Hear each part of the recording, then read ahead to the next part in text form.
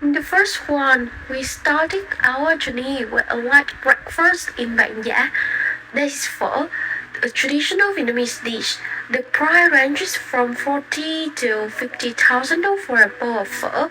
A bowl of pho includes dry noodles and broth, topped with ground beef, salt, herbs, cilantro, basil, and bean sprouts. At first, the vendor took the dry noodles, briefly blanched them in hot water, and then placed them in a bowl, and fresh beef sliced thinly, shredded onions, and chopped onions. Gradually add the meat and onions to the bowl, then ladle in some broth. Finally, sprinkle some ground pepper on top and add a bit of finely chopped green onions. So, a delicious bowl of pho is ready. Thanh Lương Pagoda, which is the second location on the first morning in Phú Yên. While visiting this temple, we encounter a lady selling hot tofu, so we buy a cup to try. She sells a less very cheaply for a little thousand dong. It's very greasy tofu with sugar water with spicy ginger is very delicious. You should try to visit here and support her. After coming to Hai Âu Biên Cương Hotel to check-in, we started lunch on the second floor. Lunch menu includes stir-fried asparagus with pea, salty braised shrimp and meat, tuna with tomato sauce, salad, boiled okra served with braised salt, fried eggs with onion, soup seaweed cooked with mushroom, meat, rice, and guava for dessert.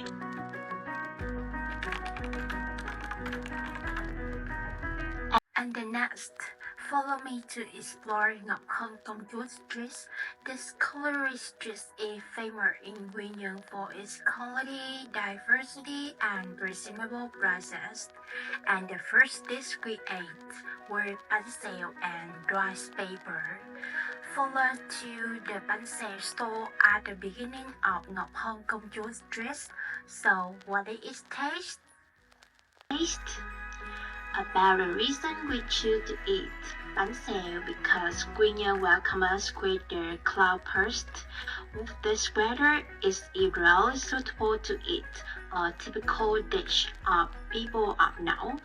This bánh xèo, our crew took turn order shrimp, squid, and beef bánh xèo and rice paper to roll with. The shrimp and squid used or fresh cut on the same day. The beef are marinated with lemongrass and some other special spices that are quite rich. The price of each kind of bánh xèo is just 10,000 for one. And after pouring oil and rubbing it all over the mold, wait until the mold is hot enough and then add the shrimp and squid and stir well until just cook it. When the shrimp and squid quickly turn bright red, it's not a good time to pour the cake batter and shake it to spread the batter evenly over the surface of the mold. But regarding beef bánh xèo, the preparation method is a little different. Wait for the oil to be hot enough and then make the dough and then add the beef last, leaving the beef in. Cook it rare. It retains the sweetness of the beef and not chewy. After that, add onions, green onions, and bean sprouts, and cover and wait for the cake to cook. A skilled cook will know when bánh xèo is done. Observing that the bottom is crispy, the edges are slightly round, and the bean sprouts are soft, and they can leave the bánh xèo onto a plate. Bánh xèo Quy Nhơn are often served with rice paper. The rice paper is also a specialty that tourists cannot miss when coming here, and rice paper is both chewy and soft. When rolled with bánh xèo, even more delicious. And then we add fresh vegetables such as mango, cucumber, mustard green, bean sprout, and lettuce. The stone sour is also so sweet and sour taste, mixed with crispy bansal with vegetables and rice paper, creating an unforgettable feeling for me. And we like beef bansal the most. Crispy bansal so source beef is truly mouth-watering. On the street, there were many fresh seafood restaurants. The most famous one was snail. We decided to go to a famous snail location which was called Hell House Snail. We saw a variety of snails consisting of wood snails, apple snails, sweet snail, and more than 10 cooked seafood dishes in a pot, which were displayed in a line for us to choose easily. The eatery offered 3 types of dipping sauces which you could choose based on your taste, and they are served with side dishes like mango and Vietnamese coriander. We tried 4 most popular snail dishes, such as steamed sweet snails with lemongrass, stir-fried whole snail with coconut, canna snails, and steamed apple snails with lemongrass. These types of snails have a rich, fragrant, savory, and coconut-infused flavor. Prices here were also reasonable, starting from only 25,000 Vietnam dong. After trying snails, we concluded that the snails here were really diverse and abundant, and even budget-friendly. Opposite the snail shop, there is a smoothie shop, so we decided to go there for dessert. We ordered many different types of drinks such as pineapple juice, avocado smoothie, kumquat tea, plant, and mixed fruit sweet soup. The owner of the shop was really enthusiastic and friendly. She welcomed us with a warm smile and was very comfortable when we accidentally wore slipper into her house.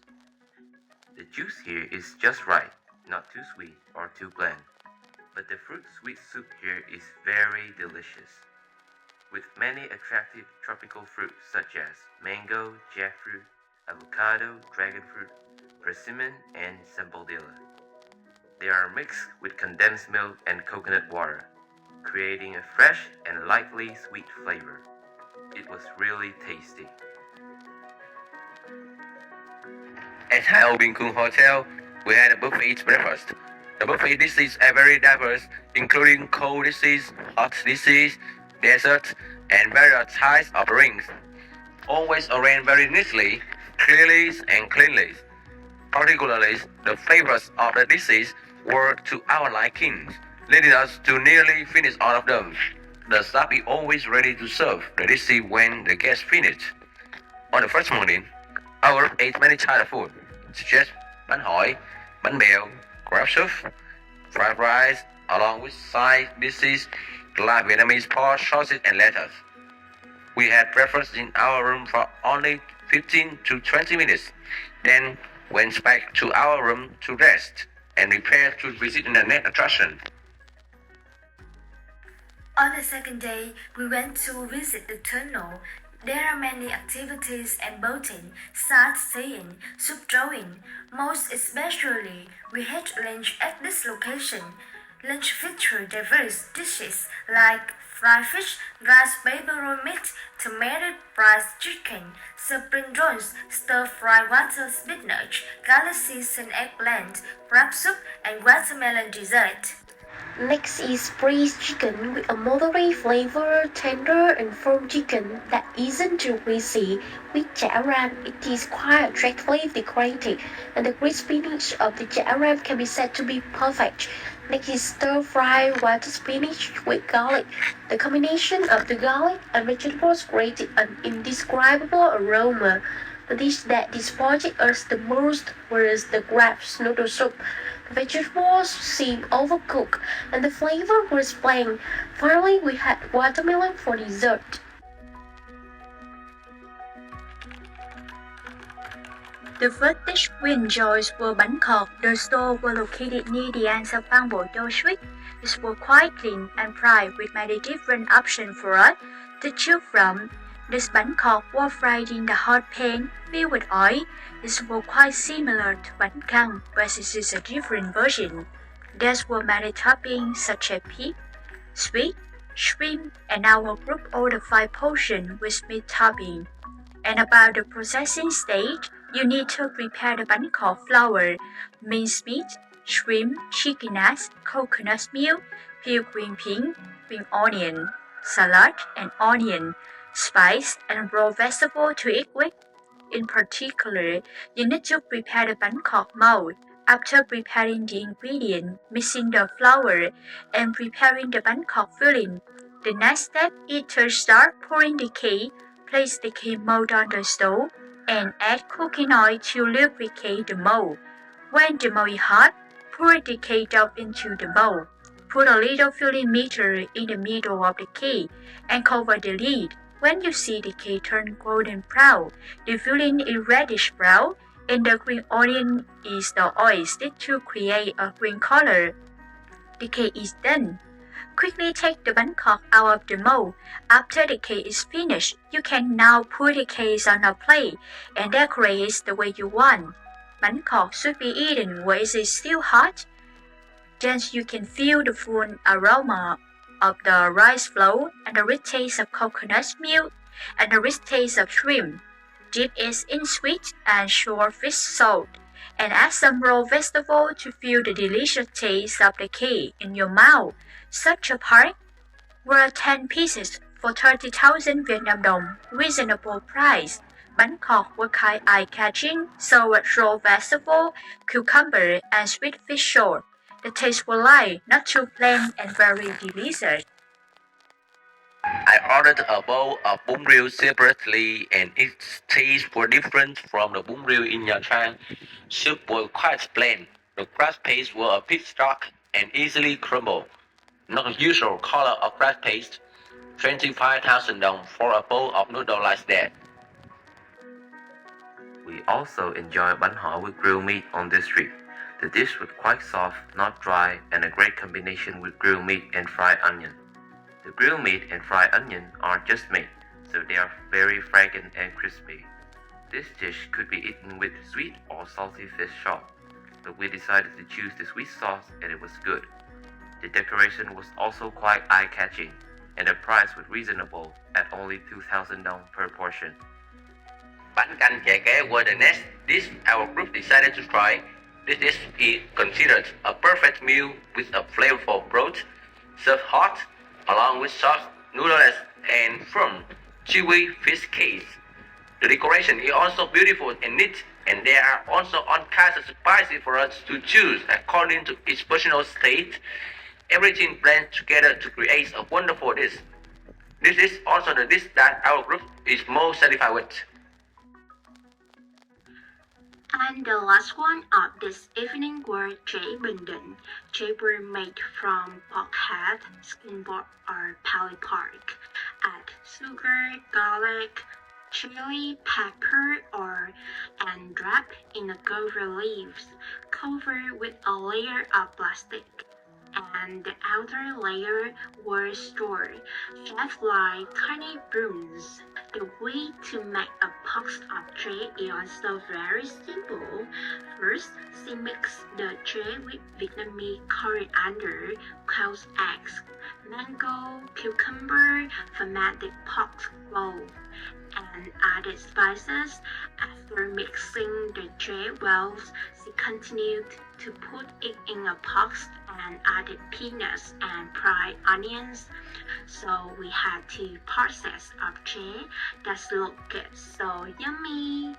And we ordered 2 portions of 2 different flavors. The first one we had tray mixed with salt and pepper flavor, and second one we had shrimp salt flavor.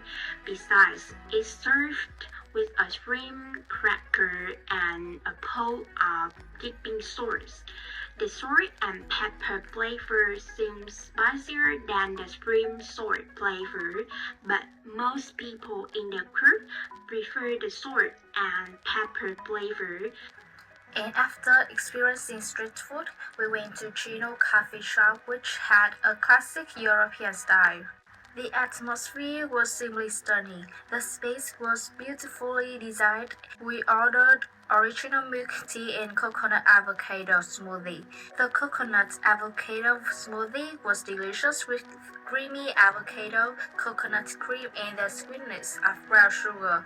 Original milk tea has a strong tea flavor, and you could add more toppings such as bubble, custard, cream, and pudding. At noon, before leaving the hotel, we had a final lunch. There were still the same dishes at day 2, like white rice, boiled pork, raw vegetable, and chicken braised with lemongrass.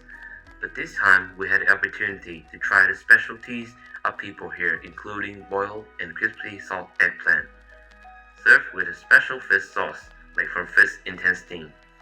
The dish has a quite strange smell, but tastes good.